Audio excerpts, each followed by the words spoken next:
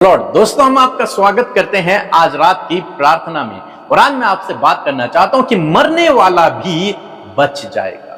एक मरने वाला व्यक्ति भी बच जाएगा, परंतु कैसे? परमेश्वर ने एक दर्शन मुझे दिया और उस दर्शन के विषय में आज मैं आपको बताना चाहूंगा। परमेश्वर ने दर्शन में दिखाया कि कोई व्यक्ति जो बहुत गंभीर रूप से बीमार है, हॉस्पिटल में एडमिट है और बहुत गंभीर रूप से बीमार है, अनकॉन्शियस है, यहां तक कि उसकी उम्मीद बहुत कम है जीवित रहने की। और हम दोनों वहां पर मौजूद हैं, उस कमरे में हम दोनों हैं और हम उनके सामने बैठे हुए हैं और प्रार्थना कर रहे हैं। अचानक से जब हमने उस व्यक्ति के चेहरे की तरफ देखा तो क्या देखा कि उसका चेहरा बिल्कुल बदल गया, बिल्कुल नॉर्मल हो गया, बहुत अच्छा दिखने लगा। और हमने उसे उठाया। जब वो उठा तो उसने हमारी ओर देखकर कहा, क्या तुम गिनती से हो? और मैंने उनसे कहा कि नहीं, हम गिनती से नहीं हैं, हम यीशु से हैं। उस यीशु से जिसने 2000 साल पहले आपके लिए अपने आप को बलिदान कर दिया, आपके गुनाहों के लिए अपने आप को बलिदान कर दिया, आपके सारे पापों को अपने ऊपर उठा दिया। उस यीशु से हम लोग हैं। और उसके बाद उस व्यक्ति से हम लोग बातचीत करने लगे। सब लोग बहुत खुश हो गए, आनंदित हो गए, क्योंकि वो व्यक्ति जिसकी कोई उम्मीद नहीं थी वो बिल्कुल स्वस्थ हो गया और भला चंगा हो गया। और इस दर्शन के विषय में मैं सोचने लगा कि प्रभु, ये क्या बात है कि वो व्यक्ति कह रहा है कि गिनती से, तुम गिनती से हो, और मैं कह रहा हूं हम गिनती से नहीं है बल्कि हम यीशु से हैं। आप जानते हैं, पुराने नियम में एक किताब है जिसका नाम है गिनती की किताब। और उस गिनती की किताब के विषय में वो व्यक्ति मुझसे बोल रहा था कि क्या तुम गिनती से हो? मैं कह रहा था नहीं, हम यीशु से हैं। तो मैं परमेश्वर से पूछ रहा, प्रभु इसका क्या मतलब है? इस दर्शन का क्या मतलब है कि वो व्यक्ति मुझसे कह रहा है क्या तुम गिनती से हो? और तब परमेश्वर ने अपनी बातों को मुझ पर रिवील किया और मैंने देखा गिनती की किताब उसका 21 अध्याय में एक बड़ी घटना होती है गिनती की किताब में। और 21 अध्याय जब आप पढ़ेंगे तो वहां पर आपको कुछ इसके विषय में पढ़ने को मिलेगा। इजरायली लोगों ने मूसा पर और परमेश्वर पर कुड़कुड़ाना शुरू किया। और जब उन्होंने परमेश्वर पर कुड़कुड़ाए, जब वे लोग मूसा पर कुड़कुड़ाए, तो परमेश्वर ने बहुत तेज विष वाले सांपों को उनके बीच में भेज दिया। और बहुत सारे सांप इजरायलियों के आसपास आ गए और इजरायलियों को डसने लगे। और उस जहर के कारण बहुत सारे इजरायलियों की मृत्यु होने लगी। और तब इजरायली डर गए, घबरा गए। वे मूसा के पास गए कि मूसा, हमारे लिए परमेश्वर से विनती कर, हमने तुम्हारे विरोध में गलत काम किया है, हम तुझ पर कुड़कुड़ाए हैं, हम परमेश्वर पर कुड़कुड़ाए हैं, परंतु तू विनती कर कि परमेश्वर इन सांपों को हमसे दूर करे। तब मूसा परमेश्वर के पास जाता है, परमेश्वर से प्रार्थना करता है और परमेश्वर मूसा से कुछ इस प्रकार से कहते हैं। गिनती की किताब उसका 21 अध्याय और 8 पद, जहां पर कुछ इस प्रकार से लिखा है, यहोवा ने मूसा से कहा, एक तेज विष वाले सांप की प्रतिमा बनाकर खंबे पर लटका, तब जो सांप से डसा हुआ उसको देख ले, वह जीवित बचेगा।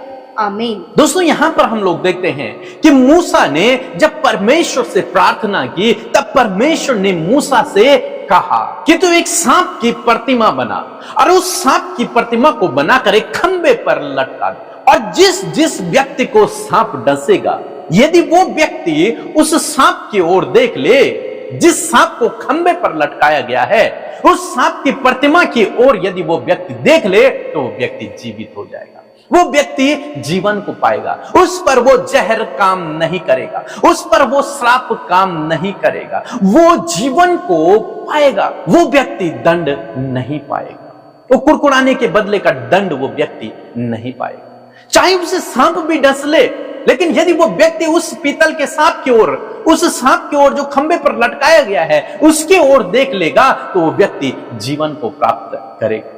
और मूसा ने इसी प्रकार से किया। मूसा ने एक पीतल का सांप बनाया और उसे खंबे पर लटका दिया। और जब मूसा ने उसे लटकाया तो इजरायलियों में से जिस जिस व्यक्ति को सांप काटता था, और वो व्यक्ति यदि उस खंबे को देख ले, उस खंबे पर लटकाए हुए उस सांप को यदि देख ले, तो वो जीवित बच जाता, उसकी कोई हानि नहीं हुई।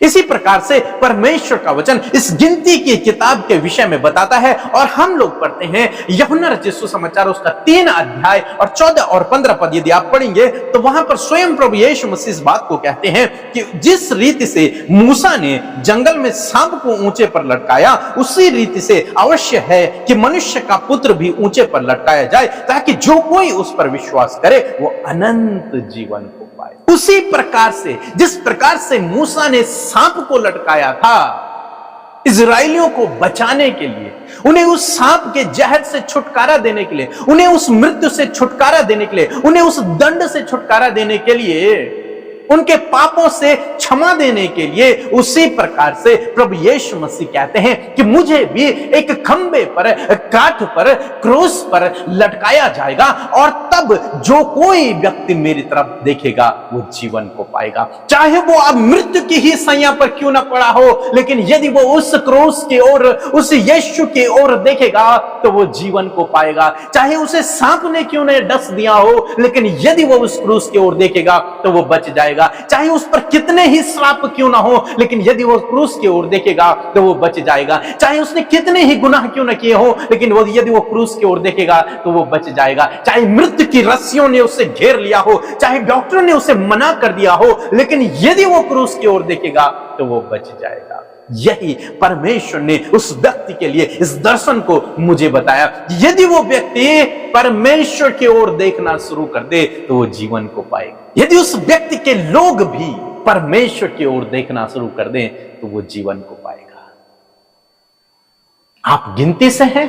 मैंने कहा नहीं, हम गिनती से नहीं हैं, हम यीशु से हैं। जिस यीशु ने 2000 साल पहले आपके लिए, मेरे लिए अपने आप को क्रूस पर बलिदान कर दिया, ताकि जो कोई उसकी ओर देखे, ताकि जो कोई उस पर विश्वास करे वो नाश न हो परंतु अनंत जीवन को पाए, इस धरती पर भी और उस जीवन में भी।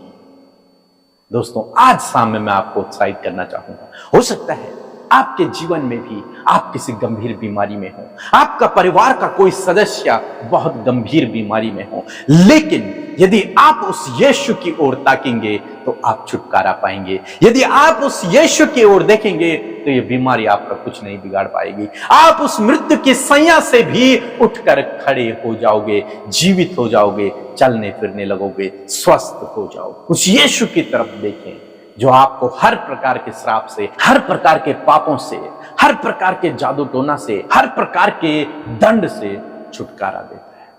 उस यीशु की ओर ताकिए, उस यीशु की ओर ताकिए जो जीवन देता है। सो प्रभु आपको इस वचन के द्वारा बहुत आयत से आशीष दे। आमीन।